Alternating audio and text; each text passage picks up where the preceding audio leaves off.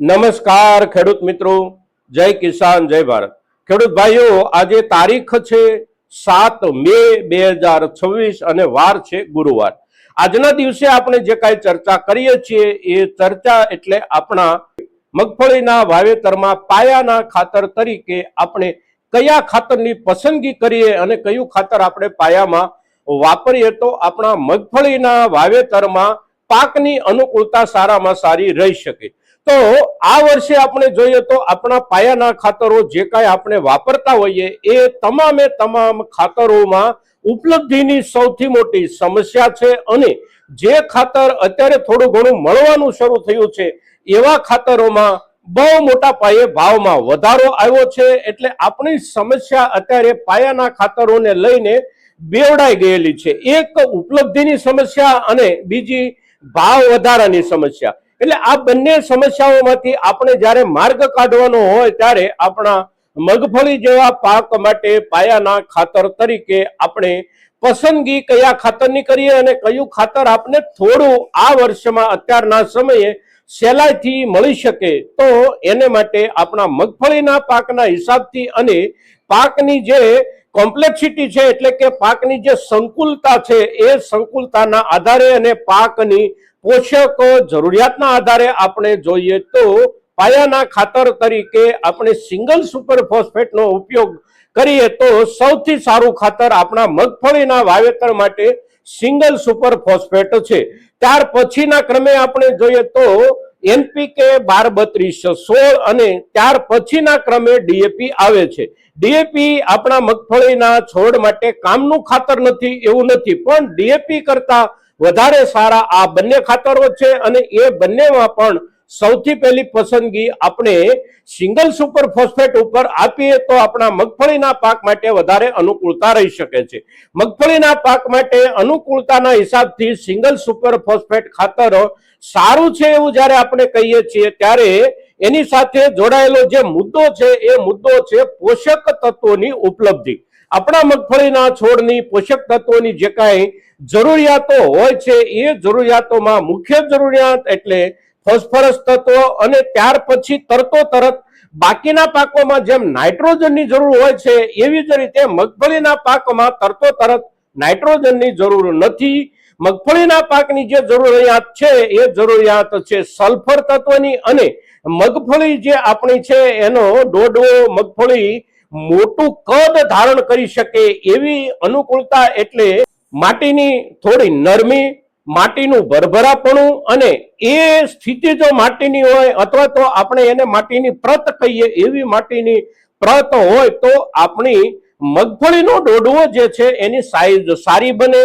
સાથે સાથે જેટલી સાઈઝ સારી બને એ પ્રમાણે અંદર આપણને દાણાનું કદ સારું મળી શકે અને દાણાનું કદ જેટલું સારું મળે એની સાથે સાથે દાણાની જે ક્વોલિટી, દાણાની જે ગુણવત્તા બનવાની હોય એ ગુણવત્તા બનવા માટે અગત્યનું કોઈ તત્વ હોય તો એ તત્વ છે સલ્ફર તત્વ અને તેથી સલ્ફર તત્વની જરૂરિયાત આપણી મગફળીના છોડને સૌથી વધારે છે અને જમીનની પ્રતને ભરભરાપણાની સાથે જાળવી રાખવા માટે ભરભરાપણું જમીનની પ્રતનું બનાવી રાખવા માટેનું અગત્યનું તત્વ એટલે કેલ્શિયમ તત્વ અને કેલ્શિયમ તત્વ આપણને પાયાના ખાતરો પૈકી જે ખાતરોમાંથી મળતું હોય એવા ખાતરોમાં સૌથી સારું ખાતર છે સિંગલ સુપર ફોસ્ફેટ। એટલે આપણા મગફળીના વાવેતરમાં આપણે સિંગલ સુપર ફોસ્ફેટ ખાતરનો પાયાના ખાતર તરીકે ઉપયોગ કરવાનો સૌથી પહેલો આગ્રહ રાખીએ। સિંગલ સુપર ફોસ્ફેટ આપણને નથી મળી શકતું તો આપણે એનપીકે 12-32-16 વાપરવાનો આગ્રહ રાખીએ અને આ બંને પછી આપણે ત્રીજા ક્રમે પસંદગી કરીએ ડીએપી ખાતરની। હવે સિંગલ સુપર ફોસ્ફેટમાં આપણી જે સમસ્યા છે એ સમસ્યા પણ સમજવા જેવી છે અને એ સમસ્યા એટલે સિંગલ સુપર ફોસ્ફેટની ઉપલબ્ધિ ઉપરાંત સિંગલ સુપર ફોસ્ફેટમાં છેતરાઈ જવાની સૌથી વધારેમાં વધારે શક્યતાઓ। સિંગલ સુપર ફોસ્ફેટ ખાતર એક એવું ખાતર છે કે સિંગલ સુપર ફોસ્ફેટ બંને ફોર્મેટમાં એટલે કે દાણાદાર અને પાવડર આ બંને સ્વરૂપમાં આપણને પહેલેથી જ ઉપલબ્ધ થતું રહ્યું છે અને અત્યારે પણ આપણને બંને સ્વરૂપોમાં મળે છે. એટલે આ જે બંને એના સ્વરૂપો છે એ બંને સ્વરૂપો જ આપણને ખેડૂતોને વેપારીઓ કે કારખાનેદારો તરફથી છેતરી જવાની સારામાં સારી અનુકૂળતા આપે છે. એટલે આપણા માટે છેતરાઈ જવાની સૌથી વધારે શક્યતાઓ હોય તો એ છે સિંગલ સુપર ફોસ્ફેટમાં. દાણાદાર સિંગલ સુપર ફોસ્ફેટ હોય તો દાણાને પણ આપણે ઓળખી નથી શકતા, અલગ નથી કરી શકતા કે ખરેખર આ દાણો સિંગલ સુપર ફોસ્ફેટ ખાતરનો જ છે કે કોઈ માટી કે કોઈ અન્ય પાવડરનો ભૂકો મેળવી અને ટેકનિકલ રીતે તૈયાર કરેલો દાણો છે એ આપણે એને ઓળખી નથી શકતા. સાથે સાથે પાવડર ફોર્મેટમાં જે કાંઈ આપણને મળતું હોય એમાં પણ આપણી આ સમસ્યા હોય છે અને તેથી આપણે જોઈએ તો બજારમાં અને એમાં પણ ખાસ કરીને પ્રાઇવેટ એગ્રો સેન્ટરમાં સૌથી વધારે આપણને થેલા મળતા હોય તો એ મળે છે સિંગલ સુપર ફોસ્ફેટના. અને સિંગલ સુપર ફોસ્ફેટના થેલાઓ એટલી બધી કંપનીઓ બનાવે અગર તો ક્યાંકથી મટીરિયલ એકઠું કરી થેલા ભરી અને આપણને વેચવાનો પ્રયાસ કરી રહી છે કે એના નામો પણ આપણે ભૂલી જઈએ એટલી બધી કંપનીઓ આપણને સિંગલ સુપર ફોસ્ફેટ ખાતર વેચી રહી છે. અને આપણે કોઈને કોઈ ખેડૂતો ક્યાંક ને ક્યાંક સિંગલ સુપર ફોસ્ફેટના નામથી છેતરાઈ રહ્યા છીએ. એટલે સિંગલ સુપર ફોસ્ફેટ ખાતર આપણી મગફળીની જરૂરિયાત જેવી રીતે અગત્યની છે એવી જ રીતે સિંગલ સુપર ફોસ્ફેટ ખાતર ખરીદતી વખતે પણ જ્યાંથી આપણે ખરીદીએ છીએ એ આપણને વેચનારી સંસ્થા, પછી એ કોઈ પ્રાઇવેટ એગ્રો ડિસ્ટ્રીબ્યુટર હોય કે આપણી સહકારી ચેનલ પૈકીની કોઈ સંસ્થા હોય, વિશ્વાસપાત્ર જગ્યાએથી જ આપણે સિંગલ સુપર ફોસ્ફેટ ખાતર ખરીદવાનો આગ્રહ રાખીએ. અને સિંગલ સુપર ફોસ્ફેટમાં એક મુદ્દો જે છે એ બહુ અગત્યનો છે અને એ છે સરદારનું નામ.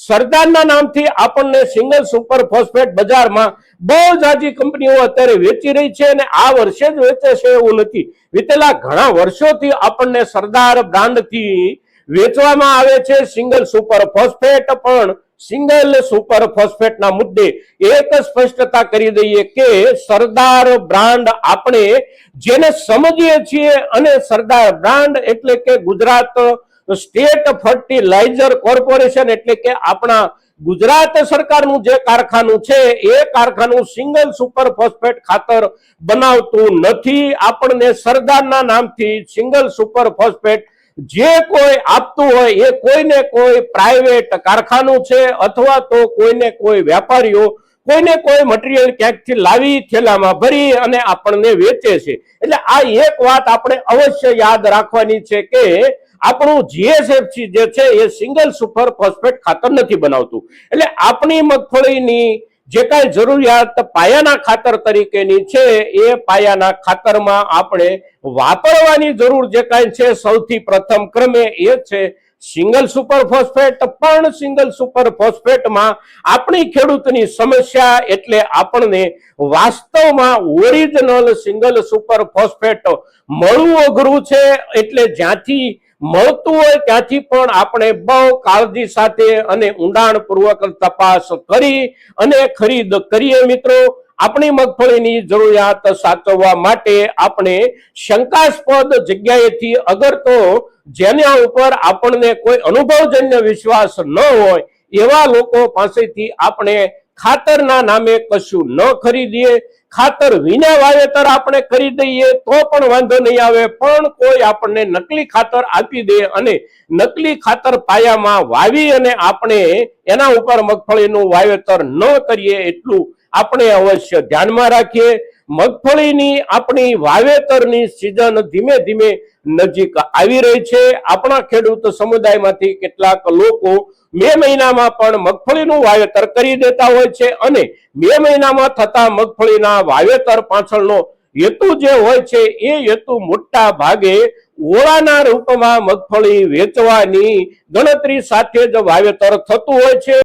પણ વાવેતરનો સમય અને વાવેતરની સમયસરતાની અગત્યતાના મુદ્દે આપણે આગળના દિવસોમાં અવશ્ય ચર્ચા કરીશું. મિત્રો, આજના દિવસે પાયાના ખાતરના મુદ્દે આપણે જે કાંઈ ચર્ચા કરીએ છીએ એ ચર્ચા એક પ્રકારની આપણા ખેડૂત સમુદાય માટેની ચેતવણી રૂપ ચર્ચા પણ જ્યારે છે ત્યારે આપણા મહત્તમ ખેડૂતો સુધી આપણી આ ચર્ચા પહોંચે એને માટે આપ સૌના સહયોગની અપેક્ષા સાથે જય કિસાન જય ભારત.